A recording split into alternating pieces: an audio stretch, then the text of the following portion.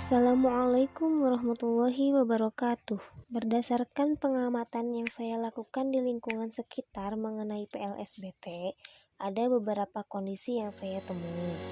Yang pertama dari segi pendidikan. Melihat kondisi saat ini di masa pandemi COVID-19, pendidikan menjadi suatu yang selalu diperbincangkan. Semenjak adanya COVID-19, semua sekolah melakukan pembelajaran jarak jauh atau daring. Semua siswa belajar di rumah masing-masing melalui media WhatsApp grup ataupun lainnya. Namun mirisnya, ada beberapa anak yang tidak mempedulikan tugasnya, sampai-sampai orang tuanya yang ikut andil dalam mengerjakan tugas anaknya.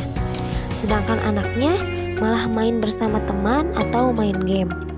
Bahkan sampai ada yang sama sekali sudah tidak mementingkan belajar, baik anak ataupun orang tuanya.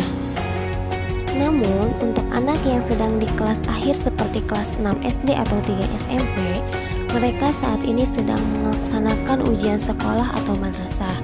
Seperti halnya sekolah yang terdekat dengan rumah saya, mereka mengadakan ujian di sekolah agar tetap efektif dalam mengerjakan soal, dengan tetap mematuhi protokol kesehatan secara ketat. Yang kedua, dari segi lingkungan. Lingkungan yang ada di sekitar saya masih terhitung belum sepenuhnya tertata dengan baik. Masih ada sampah yang berserakan di jalan pemukiman warga. Masih ada saja orang yang sembarangan membuang sampah, padahal sudah disediakan tempat pembuangan sampah dan pembakaran sampah. Bahkan ada yang membuangnya ke solokan.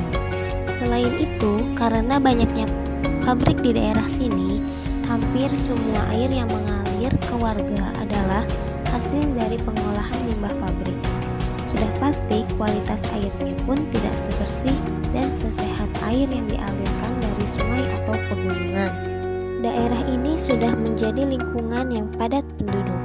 Jarang sekali tumbuhan dan pepohonan ditemukan, apalagi pegunungan dan persawahan. Yang ketiga, segi sosial. Dalam segi sosial, bisa dikatakan masih belum sepenuhnya berjalan dengan baik. Masih ada warga yang membuang sampah sembarangan. Kegiatan ronda malam yang awalnya berjalan, lama-kelamaan tidak berjalan lagi. Tapi ada beberapa juga interaksi sosial yang berjalan seperti kegiatan jual beli, kerja bakti membersihkan lingkungan, tolong-menolong antar sesama warga, atau pemilihan ketua RT dan RW. Yang keempat, dari segi kebudayaan.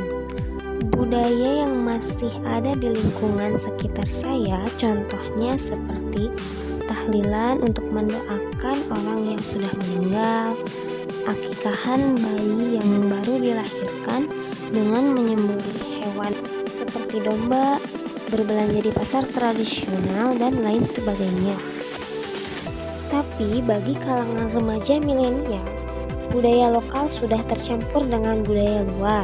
Seperti pada gaya pakaian, pada zaman dahulu masyarakat menggunakan pakaian adat setiap daerah masing-masing. Sedangkan zaman sekarang, para remaja menggunakan style gaya yang sedang tren pada saat ini. Lalu musik yang digunakan pada zaman dahulu menggunakan alat musik tradisional yang berbeda dari setiap daerah. Sedangkan sekarang banyak alat musik baru seperti jazz, rock, dan lain sebagainya. Selain itu, ada juga makanan asing yang sudah masuk ke daerah kita dan banyak digandrungi oleh masyarakat Indonesia, khususnya masyarakat milenial seperti hotdog, pizza, burger, dan lain sebagainya. Sedangkan makanan tradisional kini sudah banyak ditinggalkan, bahkan sulit ditemukan seperti surabi, kerak telur, dan lain sebagainya. Dulu anak-anak sangat senang bermain petak umpet, kelereng, gobak sodor, dan lain sebagainya. Sedangkan sekarang anak-anak lebih senang bermain game online dengan gadgetnya masing-masing hingga kecanduan dan lupa waktu. Yang kelima, segi teknologi. Perubahan zaman yang semakin cepat membuat teknologi kini semakin canggih. Dulu semua orang menggunakan surat atau telepon untuk berkomunikasi. Kini setiap orang pasti punya smartphone yang dapat diakses di mana saja.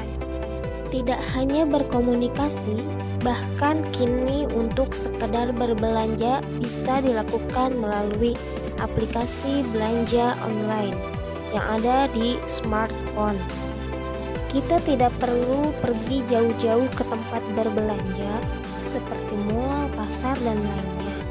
Kini cukup bermodalkan smartphone, aplikasi online, dan kuota internet, kita sudah bisa mengakses barang yang kita ingin beli. Kendaraan yang dahulu digunakan itu seperti beca atau delman. Kini yang sering digunakan adalah motor atau mobil pribadi. Bahkan naik ojek pun tidak perlu pergi ke pangkalan ojek. Cukup pesan di aplikasi ojek online, bisa langsung diantar jemput. Saya rasa setiap daerah saat ini pasti mengalami hal yang sama. Untuk menghadapi permasalahan yang ada dalam pendidikan, lingkungan, sosial, budaya, dan teknologi seperti tadi, kita harus lebih berhati-hati dalam memilah dan memilih atau membedakan mana yang baik dan yang buruk. Untuk meminimalisir terjadinya permasalahan atau bahkan sampai bisa diatasi. Mungkin cukup sekian yang dapat saya sampaikan. Mohon maaf apabila banyak kesalahan dan kekurangannya. Assalamualaikum warahmatullahi wabarakatuh.